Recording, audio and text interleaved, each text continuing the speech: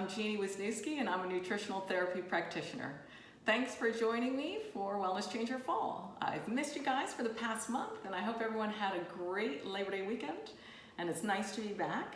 And today we're gonna, since it's kind of the back to school time of year, we're looking at different foods to help with back to school brain cognition for your children. Brain development, and when I'm talking about children, technically your brain is not fully developed until you're about 25. So this would include adultish children as well.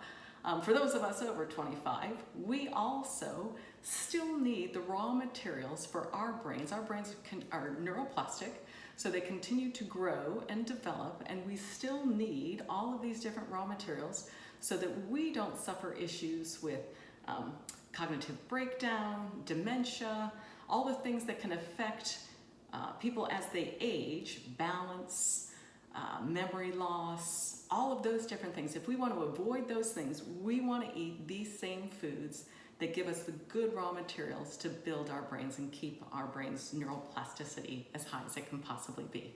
So as we go through these foods, the first one we want to talk about are eggs. So eggs are considered nature's perfect food. I know it has kind of become a fad to only eat the whites of eggs. I want you to eat the whole egg.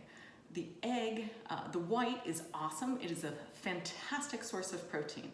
However, it is the yolk where it is the most nutrient dense. So all of the vitamins, the minerals, the fatty acids, the cofactors for cellular function are found in the yolk. So we want to make sure that the choline of the yolk, that's specifically what helps with brain development.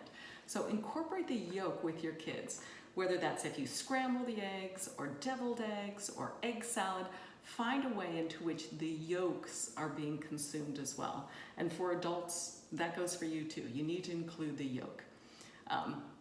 Another food we get are salmon. Salmon is a great source, and we want wild-caught salmon, not farmed salmon. Wild-caught salmon has the omega-3s. Omega-3s are necessary for proper brain development. So if you can incorporate salmon, a high omega-3 fish twice a week, that would be ideal. If you have great salmon recipes that are especially kid-friendly, include those in the comments below. For me as a kid, I love fish. One of my kids loved fish, the other two were not huge fans. So finding sauces, some kind of tartar sauce, I like some kind of citrusy marinade, something that helps the fish technically be more yummy for a child's palate. If you can find that, then that's something you can incorporate into your weekly meals. Another thing we want to try to incorporate are the green leafy vegetables. I know this can be incredibly difficult. There are a small number of children who naturally like them, which is amazing. There are a large number of children and a large number of adults who do not like them.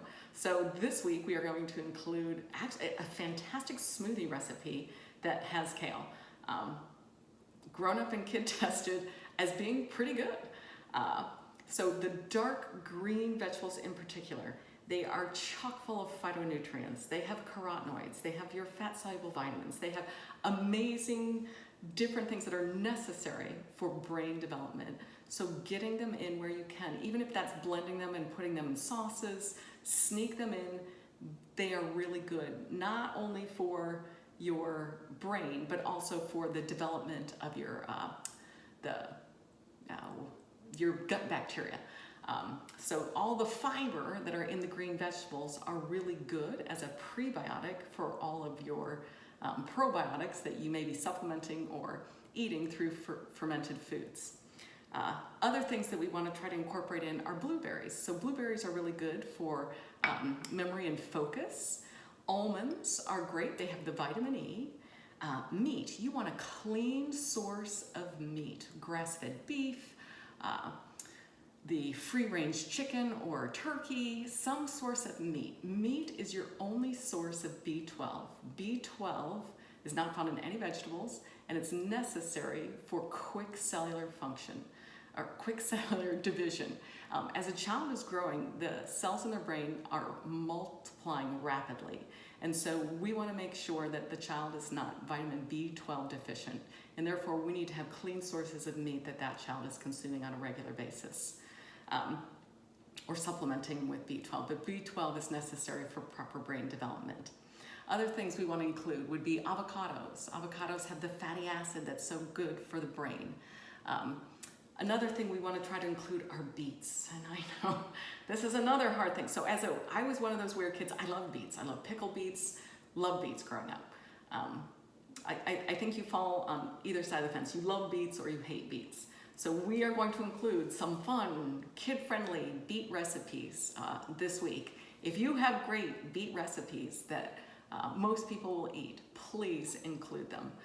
Some of the ones we have found are actually really fun and cute and pretty. The nice thing about beets, they increase blood flow for both brain development and liver function, and they're just so good for you. But beets are kind of this magical dye, and they turn everything a beautiful bright pink. So sometimes putting beets in different foods makes it incredibly pretty, and kids don't even notice. So it's a great way to kind of sneak it in because beets make this pretty pink color. And again, we'll put some recipes on both Instagram and Facebook. Other things to include, way easier than beets, are the dark chocolate. So dark chocolate has the flavonoids, which is an antioxidant. You want your dark chocolate to be 70% or higher in the dark chocolate. Otherwise, it doesn't have enough of the flavonoids.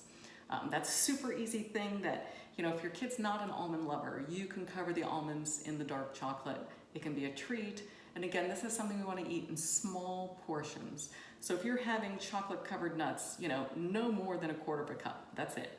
Because the dark chocolate also has a high sugar content. And the dark chocolate not as high as the milk chocolate, but it still does have the sugar, so we want to eat that in the smaller quantities. Another thing you can do is cook with the spice turmeric. Turmeric has curcumin, which is an anti-inflammatory. When you cook with this, it will turn everything kind of this color. So if you add it to soups or tomato sauces, it blends right in and most kids won't even notice. When you cook with turmeric, make sure that you add a little bit of black pepper. The curcumin cannot be absorbed without black pepper, so make sure when you cook with this, you include black pepper. This is also what's the main ingredient for golden milk.